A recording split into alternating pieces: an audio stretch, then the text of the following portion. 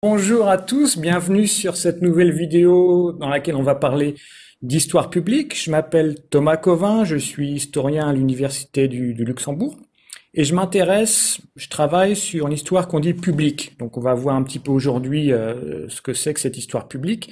Et je suis vraiment très content d'avoir aujourd'hui avec moi Benjamin Briot, que vous connaissez certainement par la chaîne Nota Bene, qui a été créée je crois en 2014, tu me diras si je me trompe C'est ça. et qui a, je crois, le chiffre un peu super énorme de 1,5 million d'abonnés.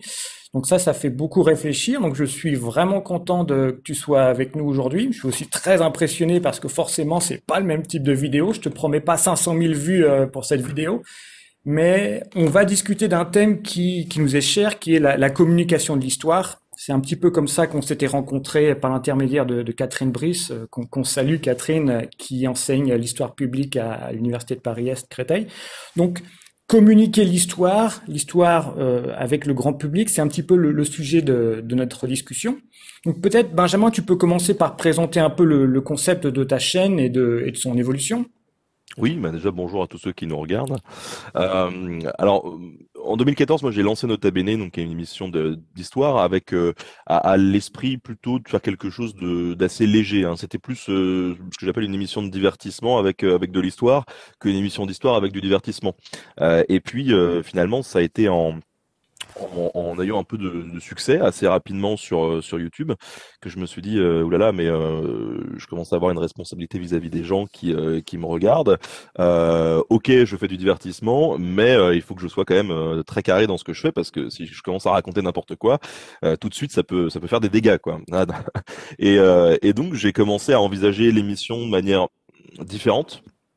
Et progressivement, elle a basculé dans cette émission d'histoire divertissante, je préfère la qualifier comme ça maintenant, où j'ai fait un travail de médiation finalement au fur et à mesure des années qui s'est développé. On a essayé de développer plusieurs formats, alors des formats un petit peu rigolos pour attirer un très très large public, y compris ceux qui ne s'intéressent pas à l'histoire de prime abord, des sujets de fond pour ceux qui aiment l'histoire et qui veulent en savoir un petit peu plus. On a même lancé des formats pour les enfants en école primaire, donc ça avait plutôt bien marché aussi.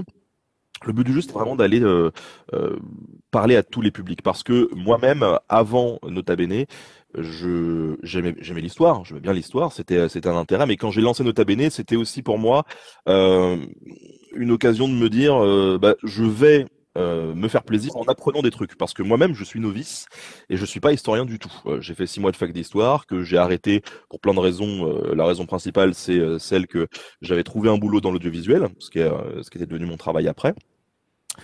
Mais moi, j'étais novice, donc je me posais des questions de novice et j'avais cette attitude de novice vis-à-vis de tous les sujets. Et je pense que c'est ça aussi qui a pu fonctionner, c'est-à-dire que j'avais des questions peut-être naïves au départ, mais je pense qu'elles étaient nécessaires. Et aujourd'hui, la façon dont j'envisage vraiment la chaîne, c'est un pont entre le milieu universitaire, savant d'un côté, avec des historiens, des archéologues, et de l'autre côté, le grand public.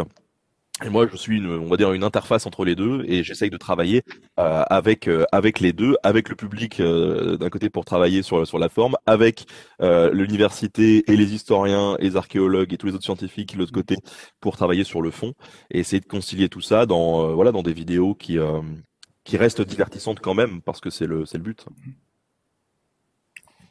Ok, ben j'aime bien l'image du pont en plus parce que c'est quelque chose qui est important en histoire publique. Pour dire deux mots sur l'histoire publique, c'est pas un sujet, c'est pas comme si on va dire j'étudie l'Antiquité ou l'Égypte. L'histoire publique, c'est plutôt une forme une formation, une façon de faire de l'histoire qui rend l'histoire plus accessible au public. Donc c'est exactement ce que tu fais. C'est une communication au grand public pour dépasser aussi un petit peu l'image de l'histoire un peu vieillissante, très académique, très dans le jargon, avec voilà des articles où parfois les notes de bas de page sont plus importantes que le texte, donc de dépasser un petit peu ces discussions entre historiens et d'ouvrir à des nouveaux publics, comme tu l'as dit, la communication de l'histoire c'est importante. J'aime pas vraiment le terme vulgarisation parce qu'il y a un aspect péjoratif. Et puis je pense aussi que c'est Je trouve pas que ce soit spécialement péjoratif, mais ça qualifie bien, en tout cas, dans mon cas, ce qui est fait, j'en suis pas sûr. Moi, j'ai toujours plus prétendu que je faisais de la médiation ou même du journalisme scientifique, puisqu'aujourd'hui, j'ai vraiment le rôle presque d'un rédac chef, avec toute une équipe derrière, tu vois. Mais après, vulgarisation, c'est comme ça qu'on nous a défini, donc c'est comme ça qu'on appelle sur le web. Mhm. Bon, voilà. Après, l'histoire publique, c'est intéressant parce que tu vois, toi, tu me donnes une définition, mais je me souviens qu'on avait, j'avais été à Ravenne lors de la réunion internationale et j'avais demandé justement à des gens qui faisaient partie de la fédération internationale, c'est quoi l'histoire publique? Et tout le monde avait une réponse un poil différente quand même. Donc ça prouve que l'histoire publique, en fait, c'est l'histoire qu'on s'approprie aussi et qu'on veut mettre à disposition du public, quoi. Mhm. Ah oui, il y a plein de façons de faire de l'histoire publique, il y a plein de définitions. Après, ce qui nous rassemble, c'est vraiment d'ouvrir au grand public et de travailler aussi avec les publics. On va revenir à la fin sur les questions sur le forum, mais ça nous rassemble. Après, dans comment on fait de l'histoire publique, oui, ça varie. Et il y a aussi le fait que, c'est pour ça que j'aime pas trop vulgarisation, même si tu l'utilises, c'est que c'est pas l'image de simplement simplifier. Il y a vraiment des méthodes, il y a des approches, il y a des choix de sujets aussi, comme tu l'as dit. Cet aspect, je suis novice, donc je me pose des questions un peu nouvelles, qui fait aussi partie de cette communication de l'histoire. Donc ça, c'est vraiment, à mon avis, très, très important pour la communication de l'histoire. Et comment, donc tu t'es dit, toi, tu te présentes pas comme un historien, comme un médiateur. Est-ce que tu peux développer un peu ton travail de médiation entre archéologues, historiens, grand public? Comment tu conçois ça? Alors ça, c'est arrivé, on va dire, le vrai travail de médiation, pour moi, il a commencé peut-être 2 ou 3 ans après la chaîne. C'est-à-dire que un an et demi après le début de la chaîne, j'ai commencé à travailler avec des institutions, donc il y avait un début de médiation, puisque j'avais commencé à travailler avec le musée du Louvre, etc. Mais vraiment, les contacts beaucoup plus rapprochés avec des historiens, des archéologues, c'est arrivé au bout de 2 3 ans où j'ai commencé par voilà, mon travail a commencé à être reconnu un petit peu par des universitaires parce que avant, bien évidemment, il y avait beaucoup de méfiance, et c'est normal aussi, hein, puisque sur Internet il y a à boire et à manger un petit peu comme partout d'ailleurs. Ah, mais donc je l'ai très bien compris et donc bah, je discute avec une personne, 2 personnes, 3 personnes et puis on rencontre comme ça, on rencontre Catherine Brice qui nous fait découvrir l'histoire publique, puis on rencontre Thomas Covin et puis on rencontre plein d'autres gens et au final ces discussions là avec ces gens qui moi m'ont vachement nourri. Je suis quelqu'un de très très curieux de nature et donc bah moi enfin, chaque fois que je discute avec quelqu'un qui a travaillé sur un sujet spécifique, même si de loin ça peut paraître un petit peu chiant, ça m'intéresse. Et donc c'est en discutant que moi j'ai envie de donner la parole. Donc le travail de médiation, il se fait de 2 façons. Soit moi de mon côté, j'ai des questions qui peuvent encore aujourd'hui être naïves ou des envies. Moi, je suis très cinéphile, donc je regarde beaucoup de films et je me dis tiens, tel film, ça pourrait faire un chouette épisode. Si j'allais contacter un historien qui est spécialisé sur cette période, avec lequel on va pouvoir tisser des parallèles, on va voir ce qui se cache un peu derrière le film, ça peut être sympa. Ou alors ce qui m'arrive aussi de faire, c'est d'aller voir des gens que j'aime bien, avec qui humainement le courant passe bien. Je sais que leurs travaux sont sérieux et je leur dis, bon, moi j'ai une audience, toi tu as du savoir. Si tu avais l'opportunité de diffuser un sujet auprès de 200, 300, 400, 500 000 personnes, qu'est-ce que tu ferais? Voilà. Et donc là, on discute et parfois il y a des propositions. Ce qui fait que sur la chaîne, il y a autant des sujets qui sont, on va dire, un peu communs. On va pas réinventer l'eau chaude, que des sujets qui sont vraiment très précis et qui sont pas abordés ailleurs sur YouTube. Là, dernièrement, on a pu faire un travail sur les relations dans l'Antiquité entre l'Empire de Chine et l'Empire romain. C'était assez intéressant parce que on a abordé des trucs qui sont vraiment pas beaucoup abordés sur Internet, justement parce que je travaille avec des gens qui sont spécialisés sur des sujets de fond. Alors bien évidemment, le fait d'être un historien fait pas de vous un bon communicant, et le fait d'être un bon communicant fait pas de vous un bon historien. Donc il y a un vrai travail d'équipe. Et sur chaque épisode, moi il y a une réécriture, c'est-à-dire que j'interviens sur tous les épisodes. Souvent, quand je commande un script à un historien, il va pouvoir écrire le fond. Alors bien évidemment, je demande 15 000 signes, j'en ai 30 000. Voilà, mais ça c'est un classique, mais je vous en veux pas, c'est normal. Et, euh, et après, derrière, moi, je me réapproprie ce texte, je rajoute ma mise en scène. Souvent, il y a des choses, je me dis, tiens, ça, moi, j'ai pas compris, donc je vais aller fouiller un petit peu.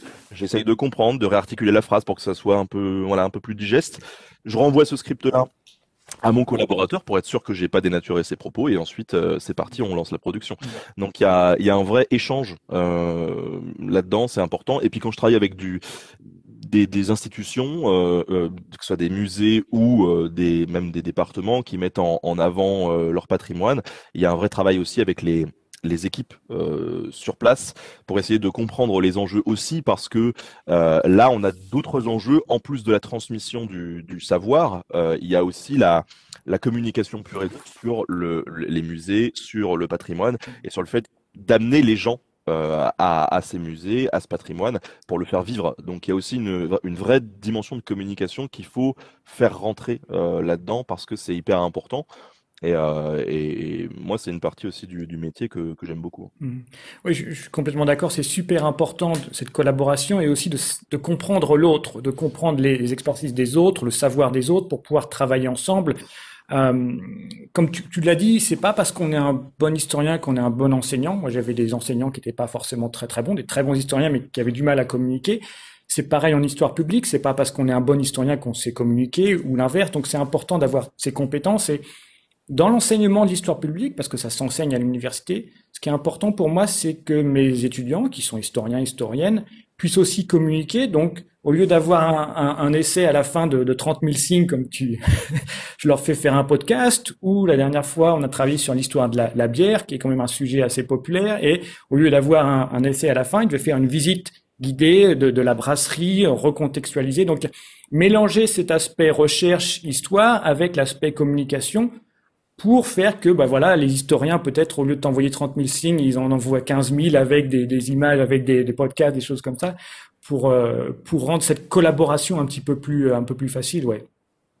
Mais après, en tout cas, moi, c'est ça que pour le master histoire publique à l'université de Créteil, c'est ça que j'ai trouvé passionnant.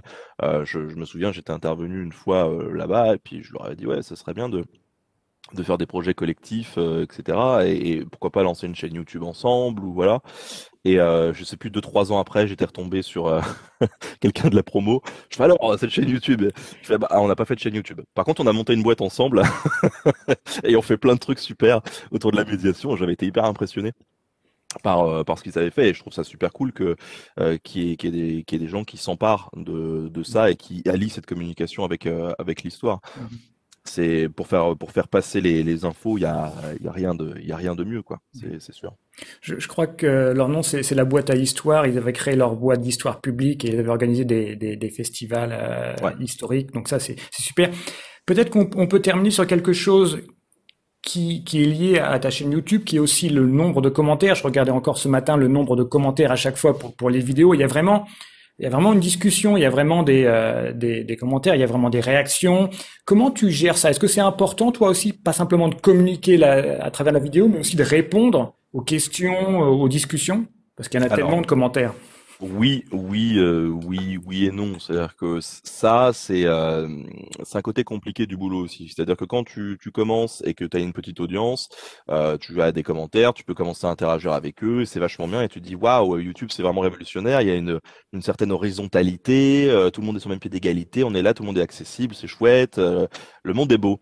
Et puis, effectivement, là, bon, aujourd'hui, quand je poste une vidéo, j'ai des centaines, voire des milliers de commentaires.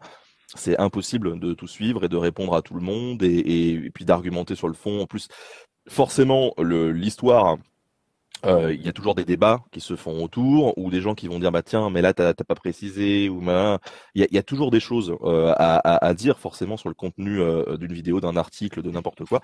Et donc on peut pas passer en fait une demi-heure avec chaque personne sous les commentaires. Donc c'est compliqué. C'est de plus en plus compliqué.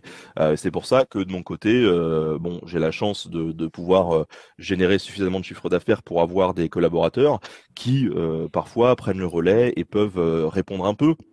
Maintenant, je pense que on peut pas être sur tous les fronts non plus. Et là, le front des commentaires, pour moi, il est de plus en plus compliqué à gérer. Et il faut que je me concentre sur comment j'ai envie de transmettre l'histoire, plus que sur la discussion qu'il va y avoir derrière, malheureusement. Mais ça, il faut que je puisse le laisser à d'autres. Ça va être le travail d'autres personnes qui font de la médiation sur Internet ou ailleurs. Mais on peut pas être sur tous les fronts et ça, faut l'accepter. Moi, de mon côté, je me suis vraiment concentré sur la diffusion. Et c'est pour ça que, d'ailleurs, en 2020, on a pris un virage, puisque Nota Bene, c'est principalement connu sur YouTube, mais on s'est développé beaucoup sur d'autres réseaux aussi, parce que faire de la médiation, c'est pas que sur YouTube, évidemment. Au même titre que de la médiation, il y en a dans des lieux de patrimoine, dans des musées, dans voilà.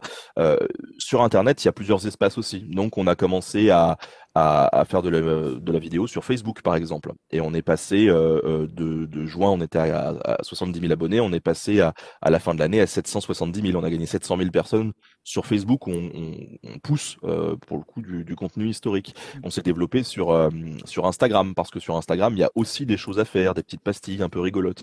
On s'est développé sur TikTok, parce que TikTok, c'est aussi un tout autre public. Pour le coup, Nota Bene, ça s'adresse pas vraiment aux jeunes, on va dire adolescents. Là, TikTok, c'est le cas. On peut s'adresser à un autre public que moi, je n'arrivais pas à toucher avec YouTube, parce que les formats sont trop longs. C'est-à-dire que Nota Bene, évidemment, on fait tout pour que ce soit divertissant. Maintenant, un épisode de 30 minutes de Nota Bene sur la guerre civile espagnole, qui est un peu costaud pour un gamin de 12 ans. Il y a des gamins de 12 ans qui vont aimer, hein, mais ils sont rares. Donc, il faut aussi être un petit peu lucide dans toutes ces démarches-là, adapter son discours. Et TikTok, c'est aussi une manière d'amener les jeunes à l'histoire par des petites pastilles de 30 secondes, 40 secondes. On fait pas une thèse, on n'est pas là pour ça. Ça sert de marche. Il regarde des TikTok comme ça. Peut-être pendant 1 an ou 2 ans, il va regarder des TikTok. Et puis après, il passera aux vidéos YouTube. Et puis après, peut-être qu'il ouvrira un bouquin d'histoire, qui sait. Moi, c'est comme ça que j'envisage les choses. C'est aussi pour ça que qu'on s'est lancé dans le bouquin, que j'ai lancé des BD aussi, parce que les BD, c'est un moyen de créer un pont avec des jeunes que je ne touche pas avec YouTube. Il faut avoir différentes approches. Après, ce qui est sûr, c'est qu'on ne peut pas être expert dans tout. Donc, moi, ma manière de travailler, c'est vraiment de m'entourer de gens qui savent faire. C'est pour ça que pour la BD, par exemple, j'ai insisté pour avoir un co-scénariste qui, lui, fait de la BD depuis 20 ans. Parce que je me voyais pas, déjà que je ne sais pas dessiner, faire des petits croquis et improviser une médiation en BD, parce que je sais pas le faire. Voilà, il faut travailler avec des gens qui savent le faire. Mm. Écoute, Benjamin, je te remercie. Continue à travailler sur ces ponts entre les différents acteurs, entre les différents publics. C'est vraiment important d'avoir cette présence de l'histoire dans l'espace public, que ce soit sur Internet ou ailleurs, et de divertir aussi.